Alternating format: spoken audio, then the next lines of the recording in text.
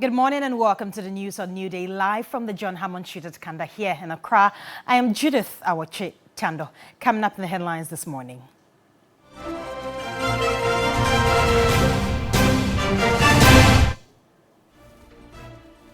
KJTR market traders served notice to open shops Monday, 20th March in defiance of one-week closure of facility. Also in the bulletin, Ghana Navy to sustain 3-day search for survivors and bodies in Ada boat disaster as Member of Parliament for Ada, Doyo Gansa, calls for long-term intervention.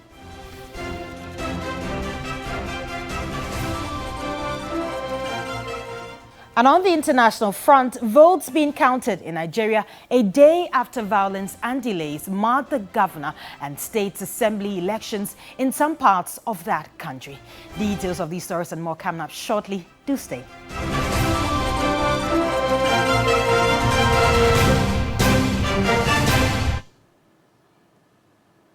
And our first story, survivors of Saturday's boat disaster at Ada have blamed the boat operator for the incident, which has claimed 5 lives, including children. Now, they contend that the boat operator failed to heed to the advice to discontinue the voyage due to a storm. Joseph Armstrong has the rest of the story.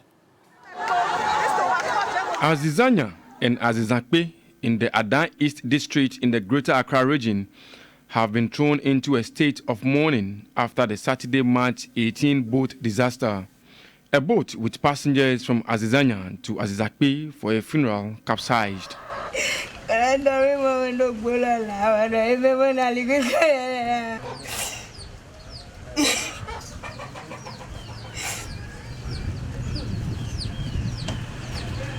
22-year Mary Donukin, though survived, lost her only child. The time we were going, the water is entering in the boat, and we were saying to the owner that he should go back and remove some of us, but he refused, and we were going. So the water is coming, and the water has filled the boat. So I carry my baby here, and I hold it, but someone hold my shirt. So as soon as I have to come, I raise up. I didn't see my baby, so some of the boat are coming, and I catch some. That is why it happened. So the time we were going, the water is coming, and we were shouting on the boat, but she didn't mind us. Grace is another survivor. The boat we enter, we make too much overload. We are going, we told the person is driving the boat that he should come back, she will remove off. But he say he will not return. That because the water entered the boat, that's been. I don't know we are mad, but we are many. 40 going. One time we are going, we saw water is coming to the boat, and then the boat went to under the water. Were you able to swim?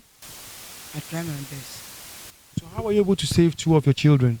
That one there is only God help me. But the thing I'm swim the water. If I carry my baby, I check my baby with my one hand in the top, and then I take my one hand start swimming. She managed to save her child, but later found out that her elder sister, Doreen Apaflu, also on the boat, couldn't make it, leaving behind 4 teenage children. Other survivors spoke with the news team. On our way, we realized the load was too much for the boat. Some people complained about it, others didn't, and this happened. The bodies have been deposited at the Faith Kope Hospital morgue. Regardless of the disaster, passengers on almost all other boats had no life jackets. You just arrived. You were not in life jackets. You heard that some people drowned today, and because you were not in life jackets, they died. Aren't you scared for your life? Scared. So I arrived in the name of God, so I have to thank God that He brought me safely. So I'm happy to thank God. You refuse to wear the life jacket and you are thanking God? No, the boat do not have life jackets, so we do not have some, so we are safe and we have to thank God. According to some of the boat operators, they are yet to be supplied with life jackets they paid for to the district assembly as far back as August last year. Last time, the DC said we should give the money that he will give us jacket. We give him 250 cedis, and he gave us only one jacket. In each boat, one jacket. He said he will give us 25 jackets, and he gave us only one jacket. We have paid, but we are yet to be given the jackets. Assemblywoman of Azizanya in Letra area, Roslyn Uleki, spoke about efforts to get sufficient life jackets on every boat. About the life jacket, that one has to do with the boat owner, yes, the driver. And as for me, we used to advise them that if anyone enters their boat, the first thing you have to issue to them is the life jacket, and then the rules governing your boat. And if someone refuses to put on the life jacket, you should let the person out of the boat, because anything can happen. The boat operator, who is currently in police custody assisting in investigation, we are told, has been in business for more than 30 years. He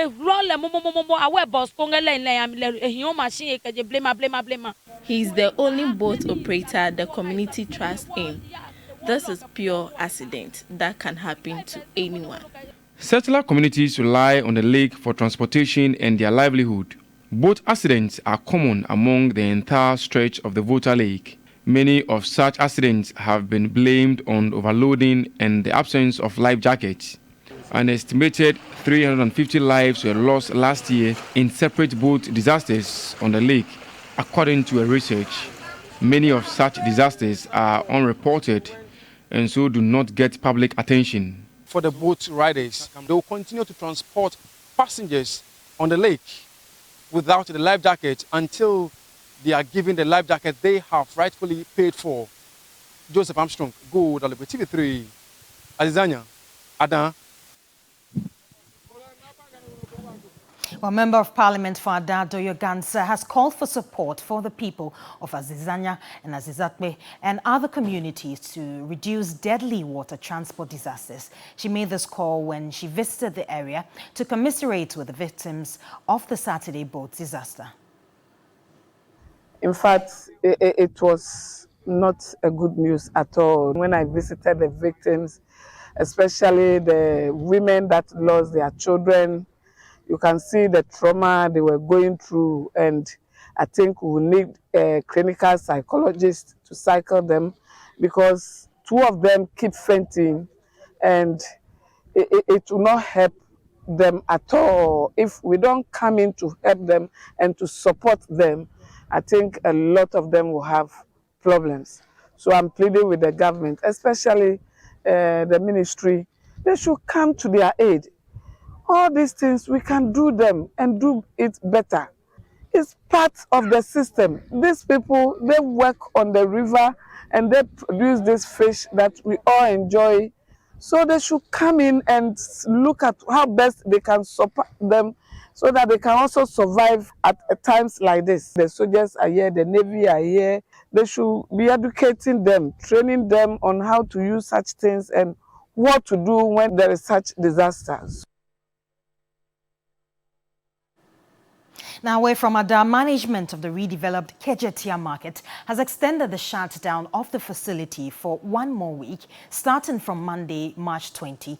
This is to allow for structural integrity tests after a fire outbreak that burned over 30 shops on Wednesday, March 15. But the traders in a statement have indicated that they will not comply with the 1-week shutdown and have vowed to start their trading activities today. Ibrahim Abubakar has more in the following report. We are anticipating that the greater part of the market, which the fire did not affect, will be open to the general public, and the cordon off the place that was affected. And yet, baby, affected. Not all the market facility was affected by the fire. Authorities should rather close the affected area and allow traders who are not affected to ply their trading activities. We will not agree to an extension of a shutdown because already people are losing out. Leadership of the KJTR traders say they will resist any attempt to prevent their members from conducting their trading activities in the market on Monday. Now, in a press statement, they said they vehemently disagree with the extension since less than 1% of the market has been affected by the fire. Well, only 33 out of the 8,000 shops were burnt. The statement further said, and I quote, "We wish to serve notice to the general public that KJTR will be open for trading on Monday. We will not accept the further one-week closure," end of quote. They further questioned why management and the board did not comply with recommendations by the Ghana National Fire Service to make some amends and improve the fire safety measures in the facility. They also asked who will compensate traders who, by virtue of the closure, lose sales and other perishable goods. The leadership of the traders ended by saying, and I quote, "We are by this release calling on all traders and transport operators to come to work on Monday, 20th March. No one should stay home." Let's head now to the Ashanti region, where my colleague Ibrahim Abubakar is standing by with more on this particular situation. Ibrahim, I can see some people standing behind you. What exactly is the situation? Well, Judith, they have started coming in their numbers. I mean, the traders coming here to apply their trading activity. Like we said earlier, they said they will resist any attempt to prevent them from conducting their trading activities here. So a number of them have started coming, but as you can see, the main entrance has been locked. So we don't know. I have some of the leadership here. I'll engage them briefly and find out from them how are they bent on, how more are you bent on entering? We know the facility is currently under lock and key. Yes, whatever it takes, we will have access to KJTR. Whatever it takes, we have access to KJTR. Even if not today, we want to register our disagreement with the board and management, the failed board, the incompetent board, the ineptitude board, and I don't know what words to use to describe the board and even the management. But management has given reason for the extension of closure, that they need to conduct some structural integrity. It doesn't make sense. What was the management? What was the board when this structure was built? And 7 consecutive spillage of burst pipe destroyed traders' wares. What was their integrity? What was the structural integrity? What was the structural integrity when this facility was built? And for 3 solid years, the lift system, the structure was not working. What was the integrity of the structure? What was the integrity of the structure when for 3 solid years, gas distribution system that was supposed to go into the structure was not working? Where were they? Is it because today fire has exposed them big time that they've been sleeping on the job? You see, this board is only known, they're only good for having meetings and ending their per diems and ending their meeting allowances. That's all. After that, nothing. We say nothing have they done to even benefit we traders. So what will happen today if you are not, or members are not allowed to enter? Today, if they will not allow us to enter, we will trade on the street. We and our drivers, the transport owners who operate in KJTR here, will do our business on the street. That's what you do until they come and tell us something very sensible. Because what they are saying doesn't make sense to us. That out of 7,000 shops, if 54 has been affected, all the shops should be closed down. After all, I ask, if a portion of airport of Ghana goes down in flames, do they shut down the whole airport? If a portion of, let's say, Konfanoche, C3, D1, D2 goes up in flames, do they shut down the whole hospital? How then do you shut down a whole market because of 54 shops out of 7,000 shops? Does it make sense to anybody? Have they even thought about the livelihood of those who operate in KJTR? Have they thought about it? So for the past 4 days, which trader have they thought about, apart from maybe their wives and their families? That's all they do. After all, they do not care. They have no use to us. Frankly speaking, for us, they have no use to us traders ever since this board existed. They should tell us one thing they've done that has benefited us traders. They should just tell us. Apart from maybe going for board meetings, taking their meeting allowances, their sitting allowances. That's all. They have not been of any use to us. After all, the management was in this facility when the fire started. When the fire started 4:12 on that very fateful day, it took them close to 20 minutes for them to start responding to the fire. What happened to all the fire response systems? What did they do? They should tell us. Okay, so Judith, I would say More updates on this particular situation. Right, now let's do some more stories now. 87 MPs who accompanied the Dr. Baumia to the second Akwesidia of the year as the Minchia Palace say they are not being coerced to support the presidential bid of the vice president. A section of them pointed out that the contributions of Dr. Baumia to the governing party cannot be discounted.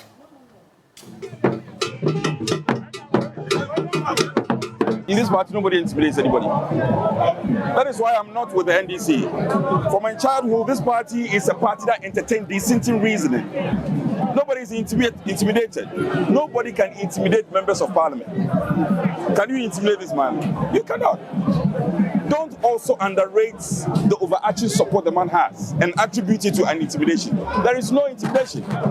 Those who are claiming that we are intimidating them, they should come out and prove it. In the competition to lead the MPP, Alhaji Dr. Baumia is high above everybody else. Those who supported the other candidates have followed him to come and greet the Tumfor. So why should the rest of us, those who support Baumia, not follow him? There's no controversy. In competition is a choice, and everybody is able to choose freely. So this is a free choice that we're here on our own accord. Let's talk about the economy now. In Ghana's quest to get a $3 billion IMF deal from the board of the Bretton Woods institution at the end of March will suffer a major setback as the minority in parliament has cast doubt over its success. Government is racing against time with a set of financial bills in parliament yet to be passed and demands of the IMF largely yet to be met. Minority leader Dr. Kesela Teforsing says Ghana cannot get the board approval at the end of March. Our president said that Ghana will be getting the IMF board approval by end of this month. Mr. Speaker, I don't know who is briefing His Excellency the President. Someone somewhere is doing a terrible job. Ghana will not be able to get an IMF board approval by the end of this month. Because, Mr. Speaker, even the board documents are not prepared. There are things we need to meet, and this is what we call financing assurances. We need to get China to give Ghana financing assurance that they are ready to accept a haircut. Mr. Speaker, aside that, we are also expected as a country to get financing assurance from parish clubs, including Germany. Now, Germans are telling us that go and cut the size of your government, reduce government expenditure before they accept restructuring. Yet, you don't care.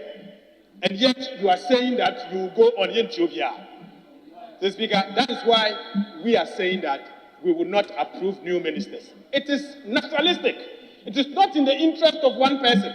We do not hate anyone here. Mr. Speaker, we are colleagues. But the truth is, we are doing this for the people of Ghana. And it must be done for the country, because if the president is not ready to act, someone must act for him. And we will act for them.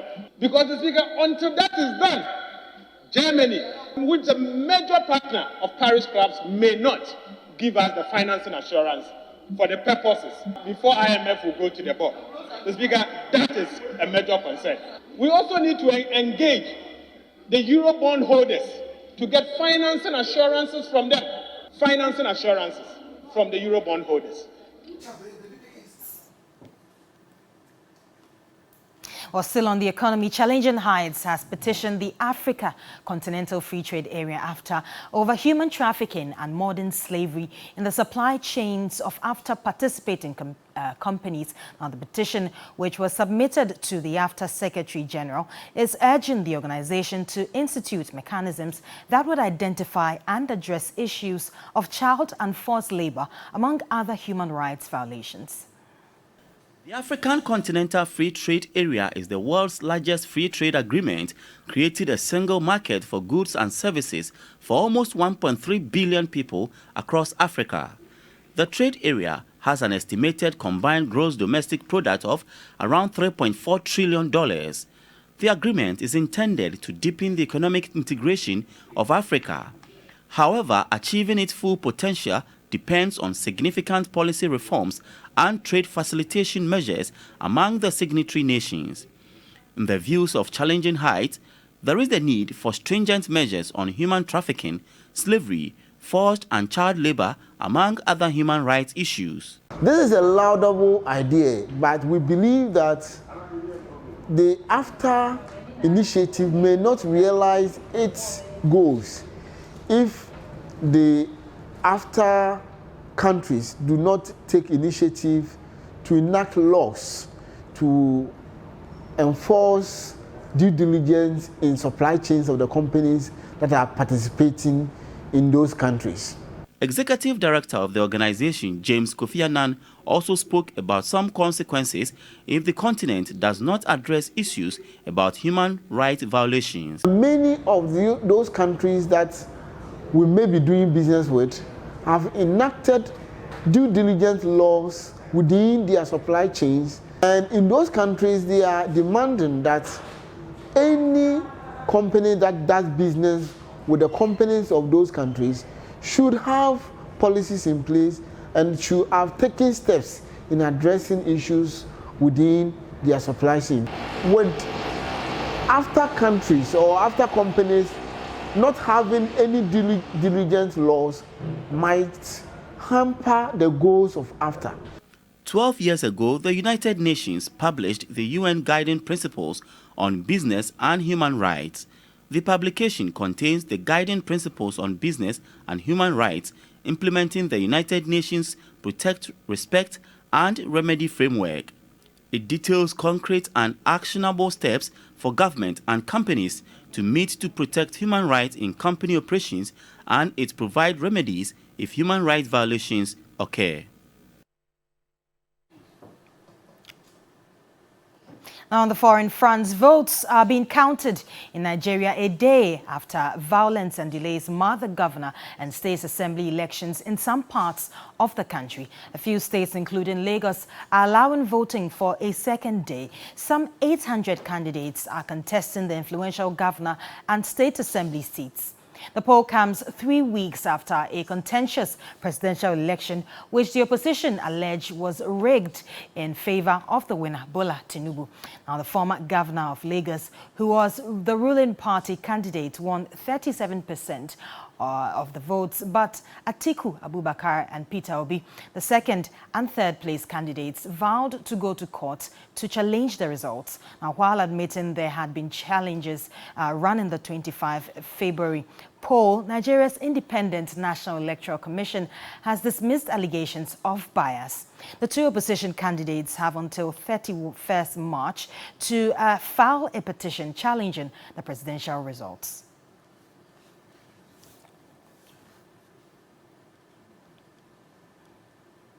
And that's how I wrap up the 6 a.m. news here on TV3. My name is Judith Awoche Tando, and Roland and Kuki are with me in the studio with the rest of New Day.